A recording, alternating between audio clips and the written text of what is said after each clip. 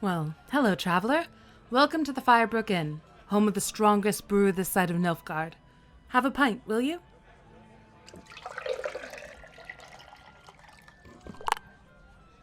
There we are. Anything to eat? It's a bitter cold night outside, and I have a hot stew simmering. Fresh made this morning, with the last of my father's suckling pigs. It comes with enough fresh bread to fill your belly, and at only 2 coppers a bowl, it's a fine deal if I do say so myself. A room? Well now, that is even better. The rooms are 10 coppers, and the soup is complimentary. Here, have a seat.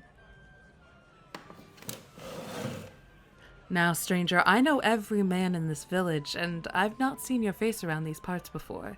Where are you from? A strong and silent type, eh? Fine, fine. Keep your secrets. Less the small talk the better, I suppose. It is a busy night after all.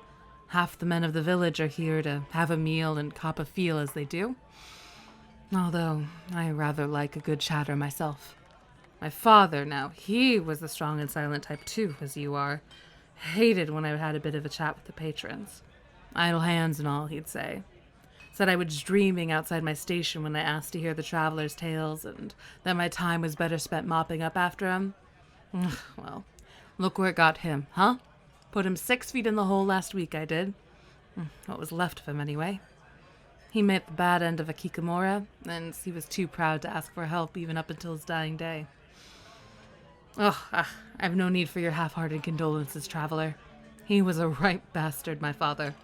A larger clod you not find outside the stables, if you catch my meaning, stranger. Nah, there was no love lost when the kikamora pierced his heart and sent him to meet his maker. No, his death wasn't a burden on my heart so much as to my plans. I was on my way out of here, you know?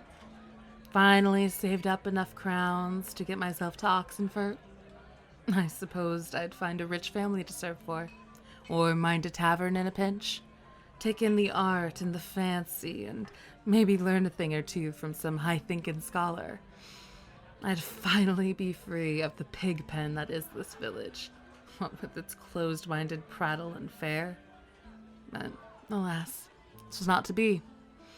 My bastard father left me with hungry mouths to feed in our own home and in the tavern, and a half-dozen debtors pounding at the door. Pissants, the lot of them. Didn't waste a moment's breath to find me out and remind me of his debts. How they reckon I'll pay them off with the kikamora still about? Murdering menfolk and my hogs to boot? Well, you've as good an idea as I do. What was that, traveler? Look, he does speak. A miracle indeed. Though it sounds as you got naught for brains anyway. You're here to go after the kikamora. Are you daft as well as mute? Did you not hear me, traveler? As much as I want the foul beast dead and gone, as it's taken up residence in the swamp beyond our hog pens, just close enough to snap up a few of my hogs any time it's peckish, it's already killed half the adventurers in town. No man in the village is fit to face it. Well, obviously you're not a man of the village, stranger, but I doubt growing up elsewhere makes you any more fit to slay the beast, unless you were born of the swamp yourself. Or, unless, not of the swamp at all, but of magic.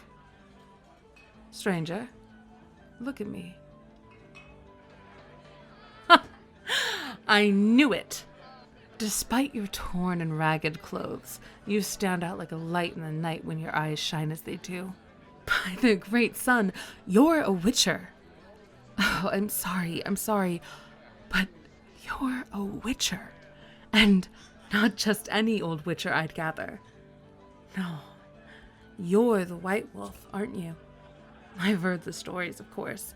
My mother loved to scare us as babes, with threatening to summon the Butcher of Blaviken to appear in the night to rid her of us if we kept behaving as if we were monsters. Well, no matter. You've seen my postings, then.